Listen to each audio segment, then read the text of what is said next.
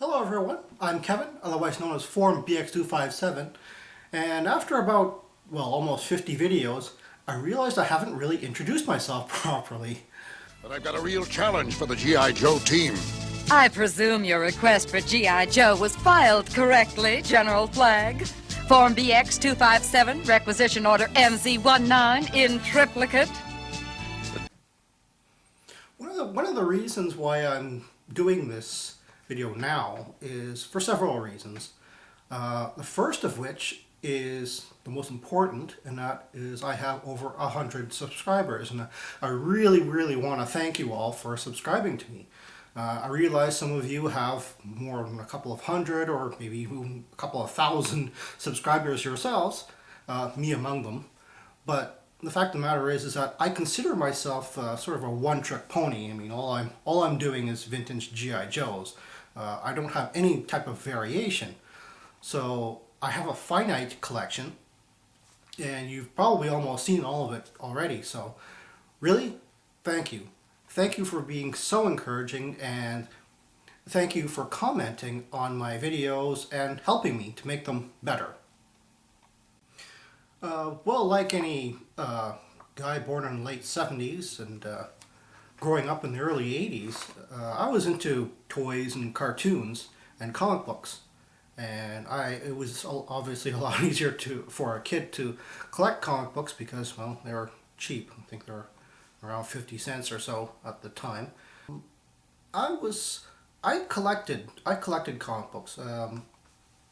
I really started collecting in the early 80s, and unfortunately I was a big issue number one nut, so basically what I did was I collected comic books that were from the late 70s or early 80s, instead of, you know, the big names like Spider-Man, Superman, and Batman, and Fantastic Four, X-Men, stuff like that. I wound up not collecting those because, you know, they're already in the hundreds at the time. So one of the comic books that I started to collect was, of course, G.I. Joe, and I caught it right at the arc where Scarface and Dr. Venom were in the comic book, and that whole story arc was the first time I ever read a story arc that had such complexity, but it has a beginning, middle, and end. And I was like, wow, that is writing. That is writing which I hadn't seen since like Japanese, like one of those Japanese series, you know. And that's the other thing. I was also really into Japanese animation. It wasn't called anime back then. Not really sure when that term arrived. And that's the other thing I was trying to collect back then was VHS tapes of Star Avengers and all the other classic giant robot stuff, and Star Blazers, and, you know, and G-Force. And that was really hard. That was really hard to do. I wound up having to go to places like Blockbuster and things like that, and that, of course, is when I found VHS tapes of G.I. Joe.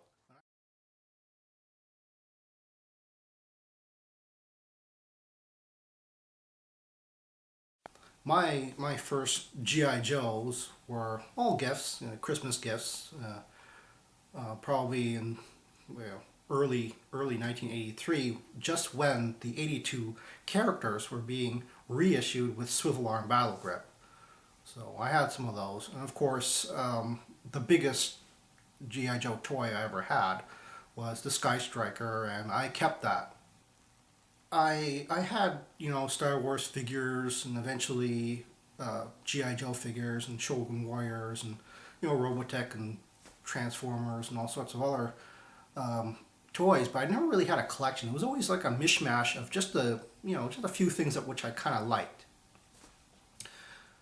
And I thought, you know what, I'm becoming an adult, and I want to get rid of some of this stuff. And I know you're thinking, I know some of you out there are kind of cringing, thinking, wow, this guy got rid of some pretty valuable toys. But the fact of the matter is that getting rid of those toys, I sold most of them, and a lot of that money actually wound up going back into a G.I. Joe collection. I started off actually only collecting 1982 and 1983 because those are the toys that I actually played with. I actually had most of them in my hands at one point or the other with either my own collection or my friends that I would play with.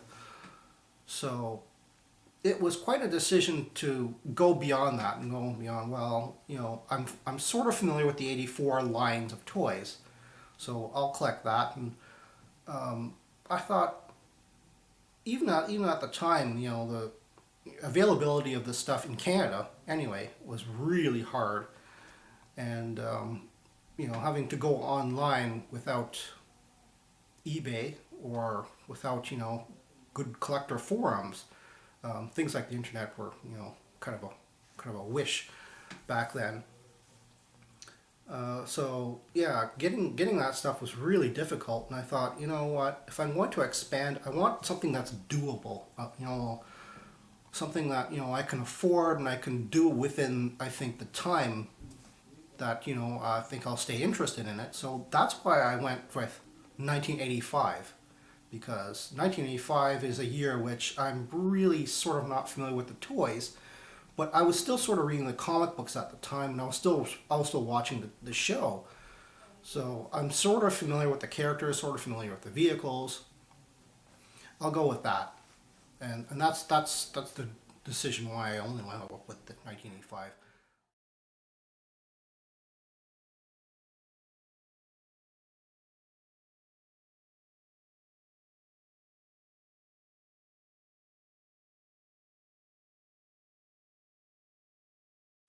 Now I already mentioned the DVDs, and that's something that I think I'll actually try and review. There are beyond the toys, there are a few other things I want to do, and as well as some fun videos involving the vintage G.I. Joe line. So that's probably what's coming up next, after, or either after or during, when I'm doing my toy reviews. Of course, the other reason why I'm doing this video is to tell you that I'm going to go to the Canadian G.I. Joe convention, you know, on August 7th. So I've got my registration ready. I'm going to fill it out soon.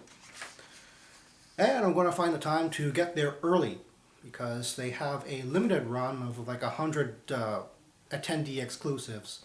And I've already kind of promised one guy to get it, so likelihood is that I'll only be able to get that one. I'm not sure if it's limited to one per person, but it probably is at that low level. So anybody who's going to be attending that JoeCon, I know a lot of you are sort of behind the camera when you're doing your videos, so I don't know what you look like. So if you see me, please tap me on the shoulder and say hello, or leave a comment saying whether you're going to attend or not. Because come on, man, I want to shake your guys' hands. You know, I want to talk to you. I want to share some experiences with you. So thank you for watching this video, and I'll probably be doing a review, hopefully before I go to the JoeCon, and then I'll probably be doing a video of the JoeCon later on. Thanks, and Yo Joe!